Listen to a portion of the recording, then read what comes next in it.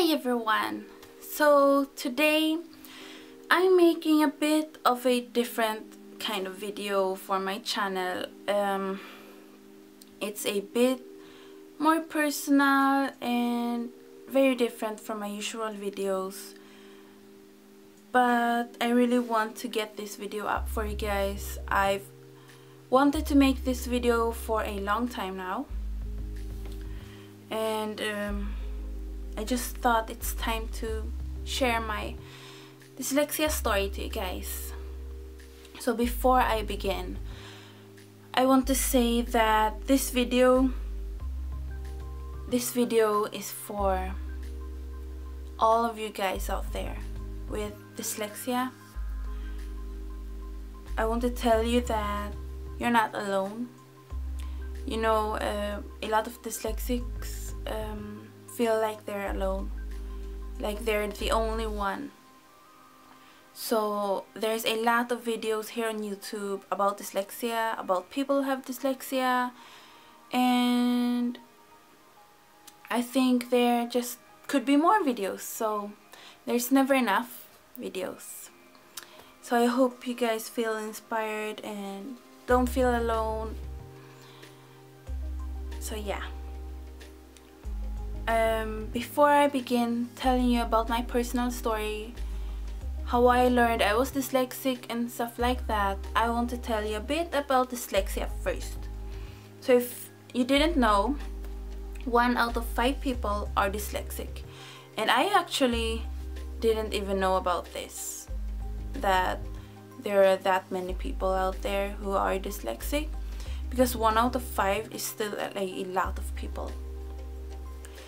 And if you didn't know what dyslexia is, then dyslexia is a kind of a reading disorder, they say, but that sounds very weird to me because it's not a disorder, I don't feel like, but that's just what it's called.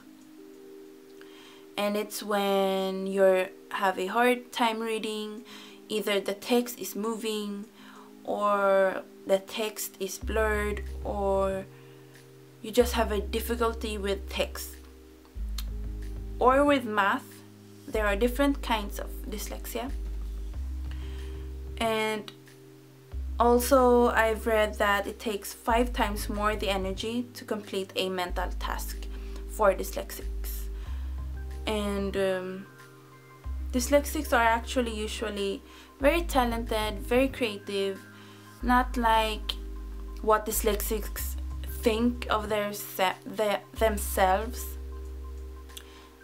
We always think that we're not, you know, smart and stuff. And even Albert Einstein was dyslexic, and he's a genius. So dyslexia does not equal to stupidity. So okay, so we've got that over with. So I want to tell you guys about my personal story, because I think that is what's going to help you guys the most. Because when I would look at videos with, you know, dyslexia stories and stuff, the part that helps me the most is the part when they tell about their stories, because that makes you feel like you're not alone, and what you went through in the past is going to make you stronger and smarter in the future. So I learned about dyslexia and that I was dyslexic back in elementary school. So I was really young back then, and I was about 7 to 10 years old. I'm not really sure about the age part, but I remember sitting in class, and I always had a hard time reading, and especially reading out loud. That was the hardest thing ever, because the text just kept moving around. And before I begin, I also want to say there are so many different types of dyslexia, so I want to tell you about mine first. So for me, text doesn't walk out of the page like some people. They say that the text move around, you know, jumps around, or that the text just flips around. That doesn't happen to me. For me, the hard part is the text blurs around the letter I'm reading or around the word I'm reading. So imagine reading a book, and you're reading, and as you're reading, the word you're reading is in focus, but the words around that word is blurred out, and it's kind of shaking a bit as well.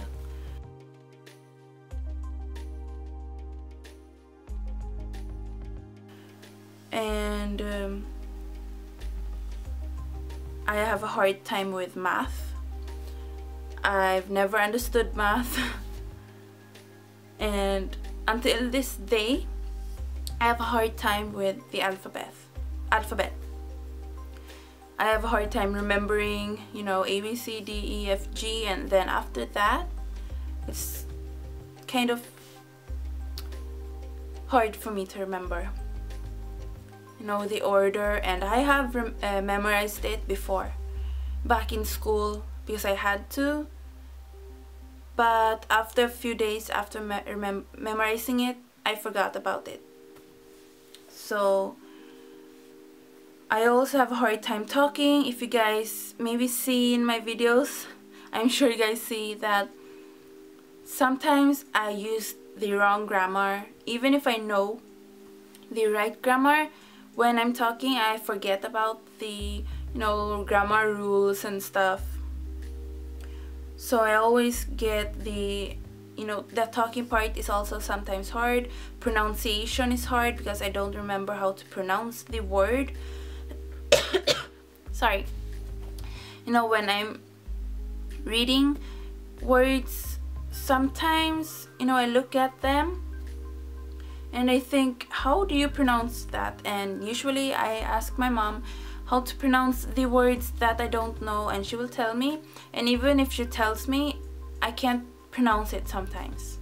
You know, she will say how to pronounce the word, let's say dyslexia, and I remember a few years ago I said dyslexia, and we actually have a ongoing joke about that. So sometimes we will replace dyslexia with dyspexia and say I have dyspexia. So yeah, and science is also hard for me, probably because of the numbers. I have a hard time with division. So yeah, that's just my type of dyslexia. And yeah, so let's go back. So again, I was there in the classroom and I had a hard time reading and stuff.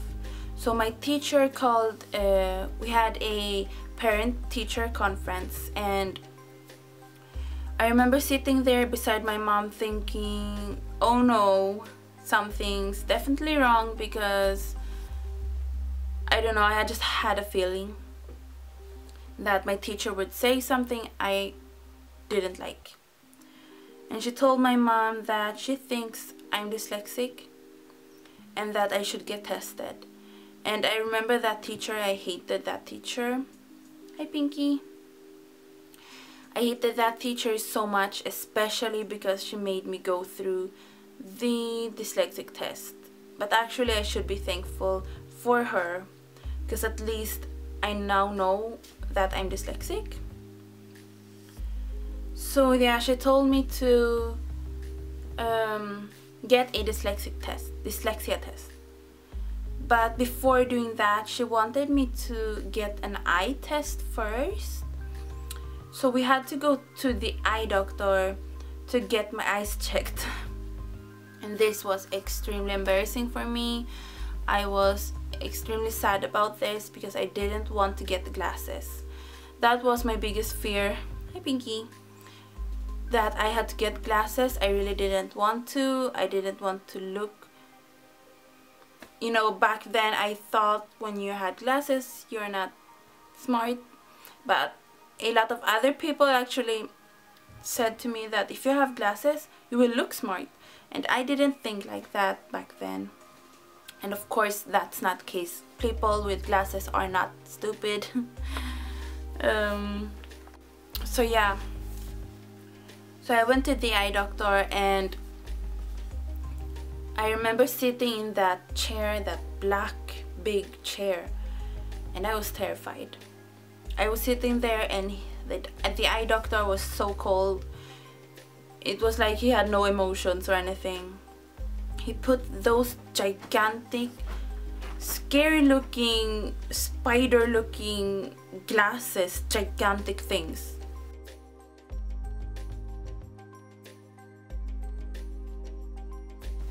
on my head, in front of my eyes, and I started crying because I felt extremely embarrassed and so sad. I felt like a freak sitting there in the eye doctor's office because I've never had any problems with my eyes. People always comment me on my eyes that they are perfect and stuff, and how good I am at looking at small details. And I always find stuff that my friends used to lose. When somebody lost their necklaces, I would always find them on the floor. So it was really hard for me to accept the fact that I might get glasses. So I started crying. My mom was comforting me, but the eye doctor was just cold, and he just continued doing his test. He gave me a small book with easy text and told me to read it out loud, and because I was crying, everything was even more blurred out. So I was so scared that that would affect my test. But it turned out that, like I thought, I had no problems with my eyes. So the teacher got me a dyslexia test. So for a week I went down to the teacher's office, into a small room where a person I didn't know had to examine me, or what do you call it, test me if I had dyslexia. And she gave me different cards with pictures, no text, and I was really confused that there was no text, because I thought you'd need a text to know if I'm dyslexic or not. So there was one card that was about the sunrise, so I had to, you know, put the cards in order, so from morning to night with the sunrise and sunset. As I said, I was there at the office, and so we did that test for a week. After doing that test, we found out that I was dyslexic.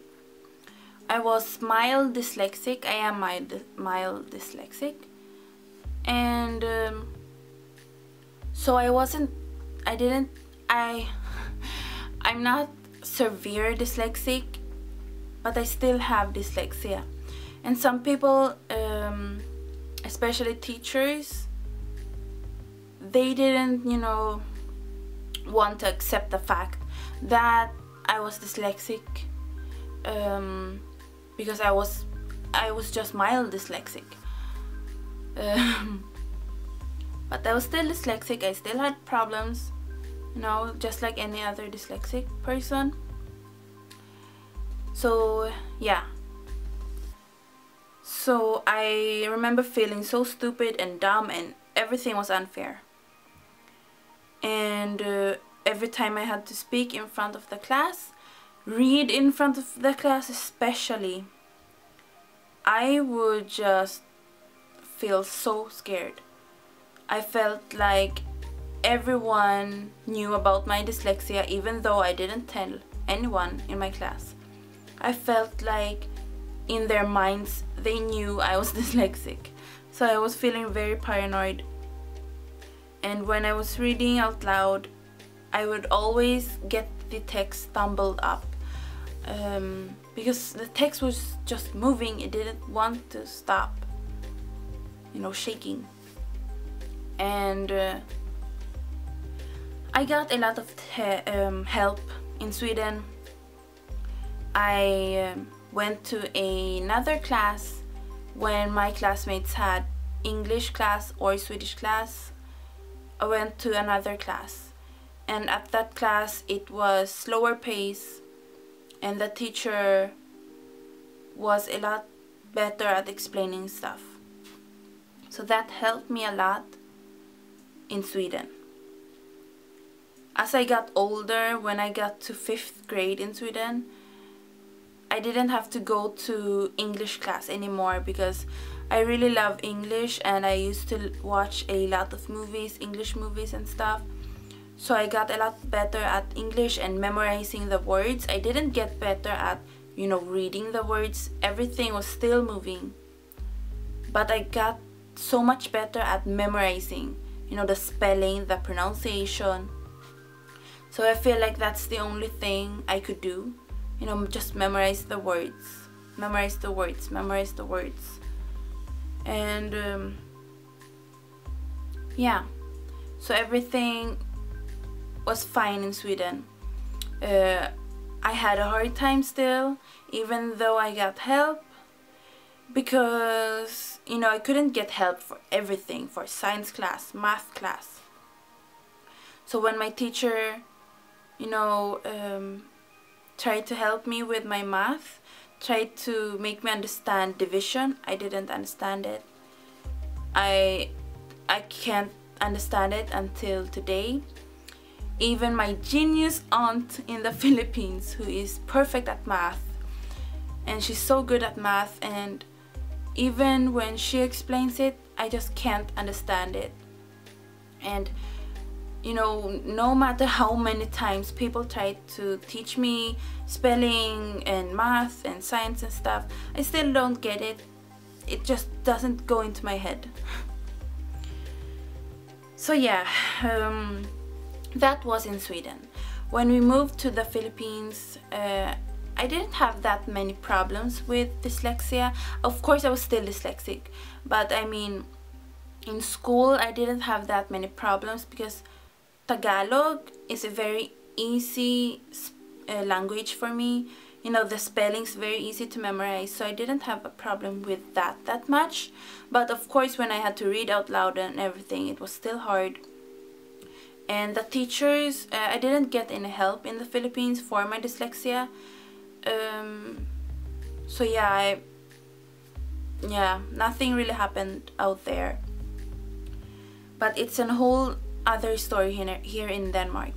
When we moved here, and by the way, I'm going to make a video, or I've already uploaded it, I'm not sure when, but I'm making a video soon about my experience studying here in Denmark, so I will talk more about that in another video. But so when we moved to Denmark, we told the teacher in my class that I'm dyslexic. I'm mild dyslexic, and I needed help. The teacher I feel like didn't believe us, and he wanted us to get me a dyslexic test. And it took us like 1 year or so before I got the test, because no matter how many times we told the teacher to get me a test, he didn't get me one. So when I finally got one test, I don't feel like it was a dyslexic test. The teacher just asked me different questions, like what are the elements? So like water and air and stuff like that. And she told me I was smart and that I didn't have dyslexia and I shouldn't worry about it. And I was like, how can I just all of the blue have no, you know, dyslexia? Dyslexia doesn't go away. It cannot be cured. It's not a disease that suddenly can be cured with, you know, that doesn't happen. Dyslexia is with you for life, and you can get better at spelling, at memorizing, but you cannot get cured. So I was very, in my mind, I was very angry. I didn't show it to her because I wanted to be polite, but in my mind I was thinking, what are you doing? Don't you want to help other people with dyslexia? It was like they just, you know, shoo dyslexia away. They didn't like want to think I was dyslexic. They didn't, you know, it's like they just, no, she doesn't have dyslexia. No, she's just not good at Danish. They just thought that the only reason I wasn't good at Danish was because I wasn't born here, I wasn't, you know, raised here. At that time I only lived here for like 2 years, so they just, for, you know, they didn't want to believe it. So I got no help for my dyslexia, which wasn't good at all. Especially for Danish classes, I had a really hard time memorizing the text and the letters and the spelling, because Danish text, Danish language is hard for me because it's very similar to Swedish, but because they have a different spelling, I get really confused. Because in Sweden I finally got, you know, to the point where I could memorize Swedish text, Swedish words. Then I got to Denmark where the words are spelled differently. So like, let's say in Sweden, if you say I, which is jag, here it's jag. So the spelling, instead of J-A-G in Swedish, is J-E-G here in Denmark.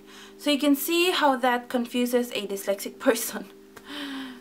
So I had so many problems here in Denmark because of that. They didn't give me extra time for anything. So just, you know, I had to study a lot more. When I got home, I had to get more help from my mom. I had to read the text again and again and again, and even if I did that, I still got low grades in my Danish classes. In my English classes I didn't get low grades. I got A+ and A, but that's only because I'm obsessed with English and I've memorized English words. So that's the only reason I got those good grades. But for my other classes, which were in Danish, I had tons of problems, not because I didn't know how to speak Danish that good, but because the text kept moving. But, you know, no matter how many times we told them that, they didn't want to help me. So math class was another problem for me. No matter how many times I tried to learn it, I didn't learn it that good.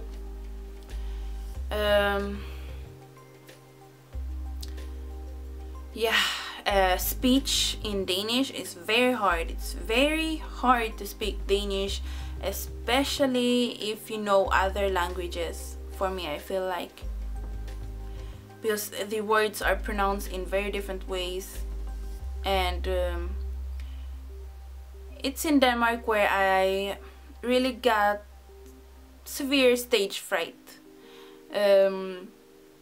I will talk more about my Danish school experience, as I said, but it's here in Denmark that I started to get really scared speaking in front of my class, to the point that I didn't speak.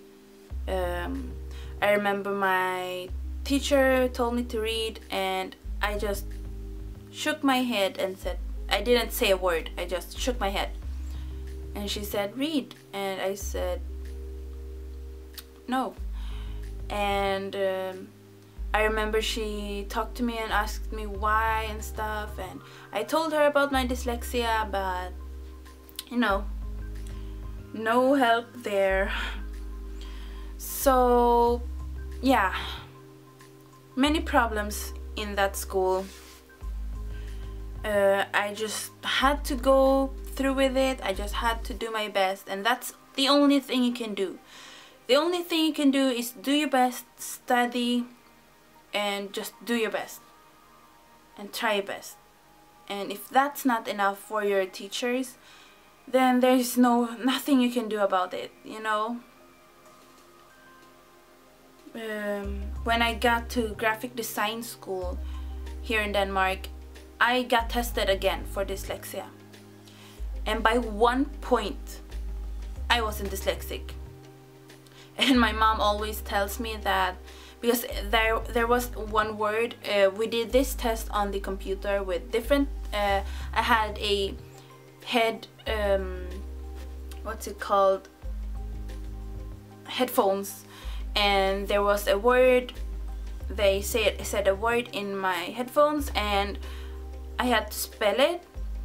I had to click on the right word from this on the screen, and I remember I clicked on the wrong word, and I remember saying, oh no, I should click the other word. So I correct my own answer before submitting it. And I remember my mom still today tells me I shouldn't have corrected that, because if I didn't correct that, then I would be dyslexic here in Denmark, at least. But the reason I didn't do that, because I really wanted to do my best. I wanted to get the correct answers. I didn't just want to, you know, put the wrong answer just because I knew it was wrong, so I could, you know, so I could be dyslexic. I didn't want to do that, because that would be a lie. You know, no matter how bad the test was, you know, I just wanted to do my best, because that's how I've always been. I've always done my best. And so if I would have done it the way my mom wanted me to, then I wouldn't feel right. You know, if they told me, okay, you have dyslexia, so you will get help now. I didn't want to do that, because that wouldn't be right, I don't feel like. Because I didn't get any dyslexic classes, you know, help. In graphic design school, I had a hard time, especially with the coding, because we had to code websites and stuff, and that was extremely hard for me. You know, if math is hard for me, then, you know, codes is even worse. I just couldn't memorize the codes, and it was so hard for me. The good thing about my graphic design school is, because there was still arts and drawings and stuff in it, not as much as I wanted it to be, but there was still art, and that's when I finally started to shine. You know, finally there's something I was good at, and there was no text with arts. And what I love about art is there is no text, nothing is wrong. You know, no matter what you do nothing wrong. You know, if you draw a dog and for you it looks bad, it's still art, and still, you know, there's nothing wrong with it. You can't, you know, say you did that dog, you drew that dog the wrong way. You can't say that, because everyone draws differently, and it's art. Everything's right. Yeah, so over all of those years, I've had a lot of problems with speaking in front of class, crying in front of my class, which was extremely embarrassing. I didn't cry in front of my class, but back in the class I cried. I remember one time, I have to tell you, when we were in class and the teacher told me to read what was on the chalkboard. And because it was far away, I had an even harder time reading it. And again, I shook my head and said no. And she wanted me to read it, and I started crying. And my classmates looked at me and were like, what's wrong with you? Why are you crying? And my teacher actually thought, you know, I was going through a tough time at home or something. So I said, no, it's not that. And I just had, you know, I just couldn't read it. I didn't want to embarrass myself, but I actually ended up embarrassing myself even more, because if I just had read that, then, you know, I would probably have read it wrong, but at least I would have done it. So yeah, that's my story with my dyslexia. So yeah, my dyslexia is never going to go away, as you know, for everyone, dyslexia doesn't go away.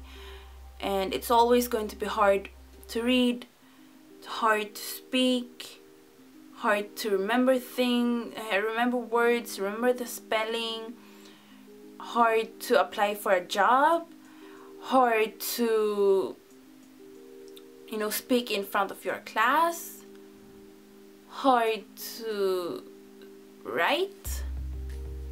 And all of those things are essentials when you grow up, especially. So when you have to get a job and your spelling is wrong, sometimes they won't accept you just because your spelling is wrong. So if you're dyslexic and you want to apply for a job, I would really suggest you get your, you know, if you're going to write an application letter for school and jobs and stuff, definitely make, you know, let other people that don't have dyslexia read through your letter. And if you can get a teacher to do it, then that's better. Check if there's spelling corrections to be made, grammar corrections to be made, you know. And if you're dyslexic and you're in school, definitely get a dyslexic test if you can. And if your school is like my school here in Denmark was, then don't feel, you know, upset, because I felt really sad about that. I was really sad about the fact that they didn't help me. And I know it can be hard, especially if you don't have anyone at home who can help you. And if that's the case, I don't know what you can, you could maybe, if your teacher isn't helping you, then sometimes if you go to the library, sometimes they will have study classes there that are for free, so you can definitely check them out. I know here in Denmark there's study classes in the library, so you could get help there. And another tip, if you're dyslexic, try to get books that you actually enjoy reading. So if you're still in school and you're reading those extremely boring history books and you have a hard time reading, because when you're dyslexic it's harder, you know, to read books you don't like rather than reading books you like. Because for me, I think that's what helped me a lot, because in the Philippines I got obsessed with reading all of a sudden. I started to read Twilight, which I feel like saved my spelling life, because after reading Twilight I read New Moon, then I read Eclipse, then Breaking Dawn, and then I just continued. I continued reading other books, other teen drama, dystopian books. Now I'm reading The Death Cure, I've read The Maze Runner, Scorched Trials, I've read other books like Velvet, 13 Reasons Why, and books like that, and I never thought I would be able to read those books, especially at the speed I'm doing right now. I'm reading through them really fast. And I think what's going to help people with dyslexia, especially if you want to help yourself and, you know, if you don't have anyone who can help you, I would really suggest you go to the library. borrow books you like. Borrow books that, you know, feel like you will be interested in. So if you like books like me that are dystopian books, go and get them. Just because they're not, you know, academic books doesn't mean you shouldn't read them. Because I know in school teachers would always tell me to get books that are academic books, you know, like books about history and stuff like that, because then you would learn about history while reading. And for me, what helped me was reading books I liked. And when you read often, I promise you, whether you're mild dyslexic, severe dyslexic, you're going to get better. Because if you're reading over and over again, especially if you're reading every day, even if it's just for 30 minutes before bed and stuff, you're going to get used to the words. You're going to get used to the spelling of the words. You're going to get used to seeing the words every day. And I know for me, it helped me a lot to read books I liked, because you're interested in the story, so you're not thinking that much about the words, you know, why is that hard to, you know, why is that hard to read and stuff like that. You will just continue reading, and if you stumble upon a word that you don't understand, you just look it up in the dictionary, and that really helped me a lot to read. Now I'm in love with reading. I never thought I would say that, because back in elementary school I hated it. I hated to read. And now I love reading. I love reading books, especially dystopian books. And I think this happens to a lot of people with dyslexia. They all of a sudden, when they get older, they realize they actually like to read. And back in school, you hated to read because it's hard to read in front of your class. You have to read at a certain speed and stuff like that, and usually the books are boring. But when you grow up, you can finally, you know, you can read before as well, but I mean, when you're older, you have more time to read. When you're a teenager and stuff, you have more time to read books that you like, because you know, you don't really have more time to read, but I mean, because you're much better at reading when you get older, you start to read more. And I don't know, for me, I don't know, books just saved me so much hard time. I'm so much better at reading now than I was before I started to read. And even if it's hard, just try holding it and just read it as good as you possibly can, and you will get better. You will get better. And try not to read books that are really hard. I remember reading Harry Potter books, and they are way too hard for me even now. And you shouldn't read books that are too hard for you, especially if you're dyslexic. I mean, get books that are with normal words, you know. Like the Maze Runner trilogy are really good books. They are, you know, it's not hard words in it. There's not hard words in it. And the story is very good as well. So, yeah. That's my dyslexia story. And if you're dyslexic, please feel free to write in the comments below about your dyslexia story, or make a video about your dyslexia, because I feel like dyslexia still isn't that known yet. You know, in school, as I said, sometimes people don't even know what dyslexia is. And the teachers sometimes will be like, they know what dyslexia is, but not really. They just know it's a reading disorder, but not that, you know, everything about it. They don't know that much about it.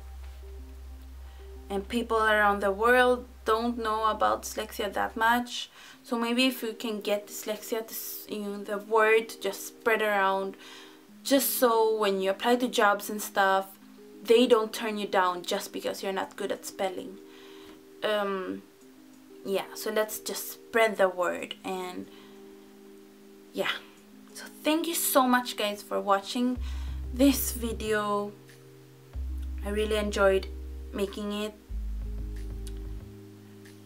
And yeah, so you will get better. If you have dyslexia, you will get better at reading when you get older because you're memorizing it. And after memorizing it, you will remember it. For me now, I'm way better at reading now. So much better than before. So yeah, I'm going to stop now. So thank you so much for watching guys. And I can't wait to make my next video. So see you in my next video guys. Thanks for watching again. Bye.